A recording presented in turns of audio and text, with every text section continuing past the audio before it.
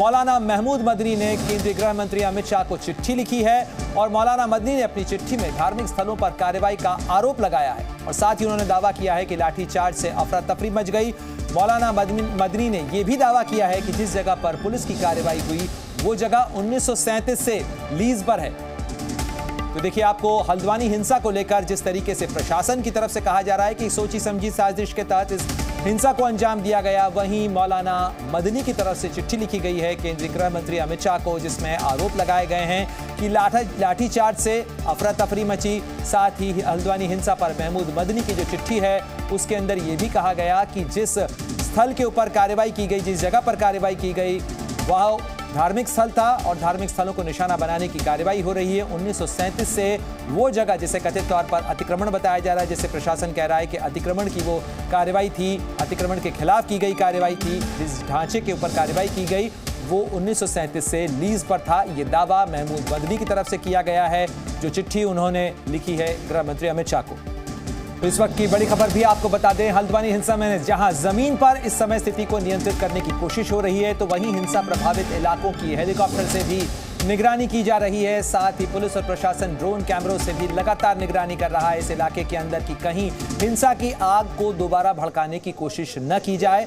और आप देखिए, तस्वीरों में आप देख सकते हैं किस तरीके से हेलीकॉप्टर से भी पुलिस और प्रशासन लगातार निगरानी कर रहा है इस पूरे इलाके की। खास तौर पर हिंसा प्रभावित इलाका जो है वहां पर बैरिकेडिंग कर दी गई है, किसी को आने जाने की इजाजत नहीं है। साथ ही कर्फ्यू जो है वो हल्द्वानी में लगाया गया है और साथ ही वहां पर दंगाइयों में किसी को भी देखते ही गोली मारने के आदेश भी दिए गए हैं।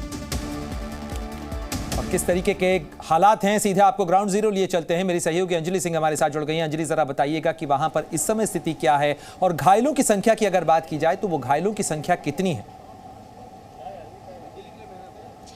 जी देखिए, अभी तक की आपको फिलहाल यहाँ पर स्थिति दिखाते हैं। जिस जगह पर ये पूरी हिंसा हुई है उससे ठीक पहले का ये जो मार्केट का इलाका है इसको पूरी तरह से बंद कर दिया गया है। पूरे इलाके में कर्फ्यू लगा है और कड़ी चौकसी जो है, सुरक्षा कर्मी जगह जगह पर चप्पे चप्पे पर तैनात है और लोगों की आवाजाही जो है यहाँ पर पूरी तरह से बंद है। तो आपको आसपास सिर्फ मीडिया कर्मी या सुरक्षा कर्मी ही दिखाई देंगे। कोई भी यहाँ पर अगर आ रहा है बिना किसी काम के या बिना किसी ऐसी वजह से जिसके लिए इजाज़त है, अगर कोई मेडिकल ज़रूरत है तो लोग जा सकते हैं, लेकिन उसके अलावा कोई भी सड़क पर नजर आ रहा है तो उसको यहाँ से तुरंत हटाया जा रहा है।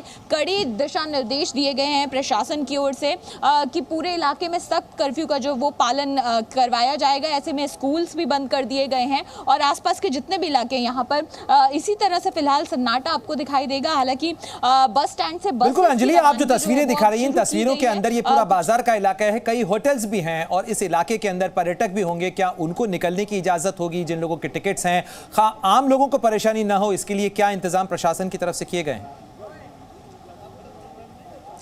जी देखिए, आपने बिल्कुल सही कहा कि यहाँ पर कई ऐसे लोग थे जो घूमने के लिहाज से आए थे, कुछ यहाँ पर रुके हुए थे। हम थोड़ी देर पहले ही जब बस अड्डे के सामने से गुजर रहे थे तो वहाँ पर कुछ एक लोगों से बात हुई जिन्होंने बताया कि रात को यहाँ पर चूंकि बसों की आवाजाही पूरी तरह से बंद कर दी गई थी तो कई लोग जिनको निकलना था वो यहाँ पर फंस गए थे, लेकिन अब बसों की आवाजाही जो है वो शुरू की गई है बस अड्डे से भी।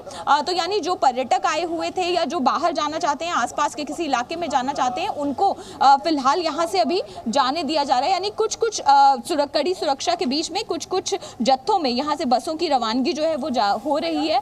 कुछ लोगों को परेशानी ना हो इसका ध्यान रखा जा रहा है। बिल्कुल अंजलि, हम दर्शकों को ये भी बता रहे हैं कि किस तरीके से हेलीकॉप्टर से निगरानी रखी जा रही है, कितनी देर में जो हेलीकॉप्टर हैं या ड्रोन्स हैं वो किस तरीके से निगरानी कर रहे हैं। जी न्यूज़।